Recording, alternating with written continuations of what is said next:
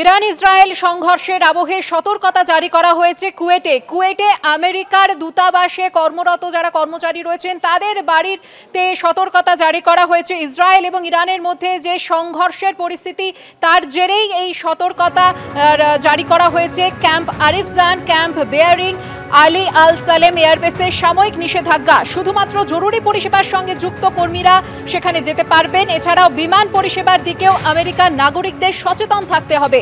Iraq Kuwait স্থল সীমান্ত দিয়ে প্রবেশ করার পরিকল্পনা করছেন তারা প্রবেশের তারিখ, অবস্থান ও ব্যক্তিগত তথ্য পাঠাতে পারেন। সোশ্যাল মিডিয়ায় এমনটাই পোস্ট করেছেন কনসুলার অ্যাফেয়ার্স বিভাগের আধিকারিক।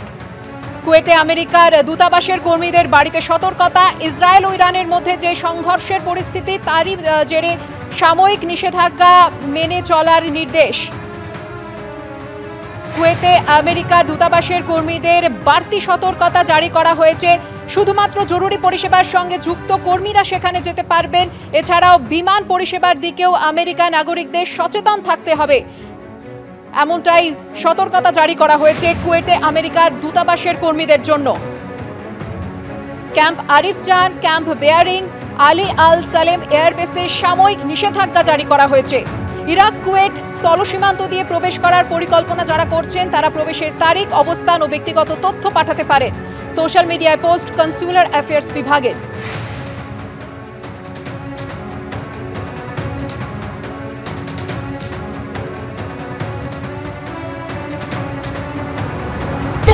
According to experts, America also nuclear and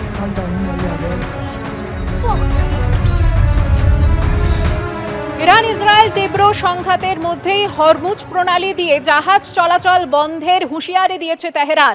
আর এই জলপথ সারা বিশ্বে অপরিশোধিত তেল এবং গ্যাস সরবরাহের লাইফলাইন। এই প্রণালী যদি বন্ধ করে দেয় তেহরান, তবে কিন্তু তার প্রভাব এসে পড়বে ভারতের সাধারণ মানুষের ওপর। তার কারণ জ্বালানির দাম বাড়তে পারে এবং সেই সঙ্গে নিত্য প্রয়োজনীয় জিনিসেরও দাম বাড়ার আশঙ্কা রয়ে যাচ্ছে। একই মধ্যপ্রাচ্যে মহাসংঘাত, ইসরায়েল ইরান যুদ্ধ পরিস্থিতির মধ্যে আবার মহা এন্ট্রি হয়েছে আমেরিকার, যা তৃতীয় বিশ্বযুদ্ধের দামামা বাজিয়ে দিল কিনা সেই প্রশ্ন উঠছে বিভিন্ন মহলে। এই পরিস্থিতিতে অর্থনীতি নিয়ে একটা গভীর উদ্বেগ তৈরি হচ্ছে। ইতিমধ্যে তেহরান হরমুজ প্রণালী দিয়ে জাহাজ চলাচল বন্ধের হুঁশিয়ারি দিয়েছে। এরপরেই তেলবাহী দুই সুপার ট্যাঙ্কার রবিবার রাতে আচমকা গতিপথ বদলে পারস্য এবং ওমান উপসাগরের সংযোগ রক্ষাকারী ওই প্রণালী ছেড়ে সরে গিয়েছে। ইরান থেকে সরাসরি তেল আমদানি না করলেও ভারতের আমদানি করা অপরিশোধিত তেলের 3 ভাগের 2 ভাগ আসে ইরানের সীমান্তবর্তী হরমুজ প্রণালী হয়ে। কাতারের মতো দেশ থেকে আমদানি করা প্রাকৃতিক গ্যাসের অর্ধেকও আসে এই পথে। এই পথ বন্ধ হলে ভারতের তেলের যোগানে টান পড়বে, আর সেটা হলে ভারতের জ্বালানির দাম বাড়বে চড়চড়িয়ে। আর জ্বালানির দাম বাড়া মানেই সমস্ত নিত্য প্রয়োজনীয় জিনিসের দাম বৃদ্ধি। অর্থাৎ যুদ্ধ পরিস্থিতি মধ্যপ্রাচ্যে তৈরি হলেও তার আজ সরাসরি এসে লাগবে ভারতের সাধারণ মানুষের গায়ে। মূলত আমির শাহী, ওমান এবং অন্যান্য আরব দেশগুলোতে সেখানকার তেল কালেক্ট করে জাহাজগুলো এই প্রণালী দিয়ে পাস করে। সেখান দিয়ে যেতে না পারলে অন্য কোনো রাস্তা নেই। ফলে জাহাজ চলাচল যদি বন্ধ হয়, তেলের সাপ্লাই এবং তার দাম অত্যন্ত রকম বেড়ে যাবে, এটা আশঙ্কা থাকছে। যেটা বেড়েছে 59-60 থেকে বিশেষ করে আজকে আমি খুব দেখলাম $78 আছে, মানে এই 25 থেকে 30% বেড়েছে, কিন্তু মাত্র 10 থেকে 12 দিনের ভেতর। এটা কিন্তু এত তাড়াতাড়ি জাম্পিং হয় না, 1% 2% করে হয়। ইউএস যত ঢুকবে, সারা পৃথিবীর টেনশন যখন যত লড়াই সব অয়েল নিয়ে, যতই টেনশন বাড়বে অয়েল প্রাইস বাড়তে আরম্ভ করে, বাড়ার কোনো লিমিট নেই। যুদ্ধের পরিস্থিতি নিয়ে আতঙ্কে অনেকে এখন থেকেই যানবাহনে বেশি করে তেল ভরতে শুরু করেছেন। সেন্ট্রাল গভর্নমেন্ট আশ্বাস দিচ্ছে যে পারবে না, কিন্তু কতদিন এই যুদ্ধটা যদি কন্টিনিউ চলে, দাম সেন্ট্রাল গভর্নমেন্টকে বাড়াতেই হবে। এক্ষেত্রে কোনো উপায় নেই। তো কাস্টমারের একটা প্রভাব আছে যে যতটা পারি আমি তুলে রেখে দিই। যুদ্ধ পরিস্থিতির ধাক্কা লেগেছে শেয়ার বাজারেও। সোমবার দিনের শুরুতেই 225 পয়েন্ট পড়ে নিফটি 50 দাঁড়ায় 24,853 পয়েন্টে। অন্যদিকে সেন্সেক্স পড়ে যায় 756 পয়েন্ট, সেন্সেক্স দাঁড়ায় 81,567 পয়েন্টে।